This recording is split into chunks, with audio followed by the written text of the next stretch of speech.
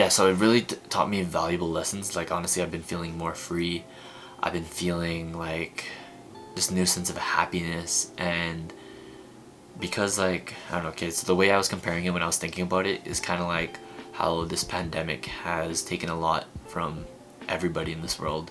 It really made us reevaluate the things that we value in our life, and the things that are in our control that we need to, prioritize, and what is really valuable in life, because so much things in life can just be taken away from us and we have no power or control over it. So trying to direct our energy into the right direction when stuff like this happens is really a very humbling and eye-opening experience, because ever since this happened, it really showed me, I was honestly proud of myself that I wasn't as affected, or as in the end of it, I wasn't as affected and wasn't as frustrated or, shook by what happened. I was honestly just like, shit happens. You gotta learn from your mistakes, even if for me it was an expensive mistake. I learned from it. And there was always this, I don't know the exact quote, but basically the analogy behind the quote was that all this stuff that happens in our life, good and bad, a lot of times all the bad stuff, we don't want it to happen, but honestly it creates us into the person that we're supposed to be. It shapes the person that we are, and like without it we'd be, I don't want to say boring, but we wouldn't be, there wouldn't be a lot of depth to us if we haven't gone through if we don't go through experiences like this, because it really builds character and it really just turns you into a human, because everyone makes mistakes, everyone goes through hard times, and it's just a matter of how you're gonna deal with that, which is where the growth will stem from. Yeah, ever since then I've been super happy, been feeling super light. It really made me proud of myself, because like I was saying, like I wasn't affected by this monetary loss. I was just more happy that none of my loved ones are hurt. I wasn't hurt. I could have honestly, this is better to happen than like say I get robbed or like mugged on the street or something, or get in a car accident, and that's where that $300 goes to. It's definitely way better, or in my eyes, it could have been way worse than it actually was. And I honestly I forget, because it's been a couple days since I was talking about it, but I remember I was talking to River about it, of how when this first started happening, I was like, maybe this person needs the money more than I do, and obviously they have different values in life, so I just hope that this guy actually needs the money. Probably doesn't, because he's been doing it for years apparently, but you can only hope, I guess.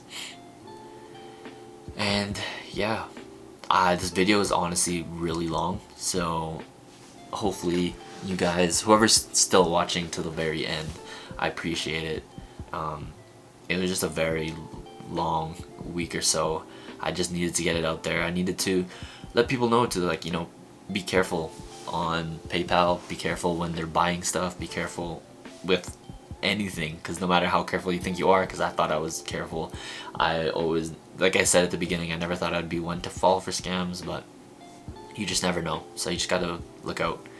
And another major lesson I learned is PayPal. I don't know, I used to use PayPal for security, and obviously they have policies in place because of all this stuff, but at the same time too, after reading all these posts about friends and family scams being such a prevalent thing for like the past 5+ years, you think they would do something to combat that, but they really don't do anything. All they really tell you is they can't file a dispute because you did it under friends and family, which from a business side I understand. But if this is constantly happening, because there's so many threads that I was reading through from beyond like 2015 that like people have been getting scammed, and they don't do anything about it. They don't change any policies. They don't, but that's up to them as a business. So be careful when you use PayPal friends and family. Be safe, be smart, and yeah, just watch out.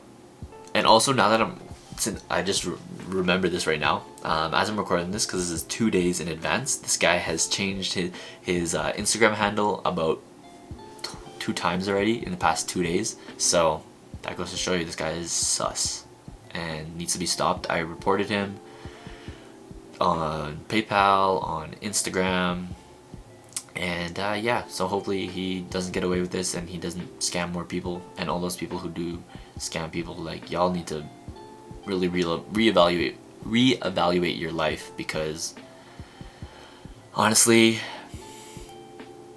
it's not what life is about, you know? Like, why would you want to be a terrible human when there's so much more value in life? And obviously, like, I honestly feel sorry for people who are in this, because, like, obviously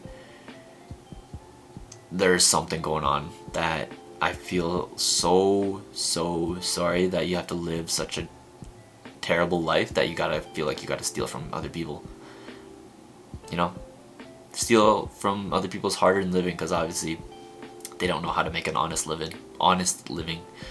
And with that, I think that is the end of the video. If I need to add anything else, I guess I'll record another clip. I just want to thank you guys so much for listening to this long story. I know this video is kind of long, but if you stuck till the end, I appreciate it. I hope you got something out of it. Hope you learned something with me. And yeah, you know, just live your life, be happy, put energy into things that are worth your energy. Don't put energy to things that are out of your control, and just be kind to people, you know? That's all I can say. Okay, so I'll see you guys next time I shoot a video, whenever that is. For now, take care, and I love you guys. Peace.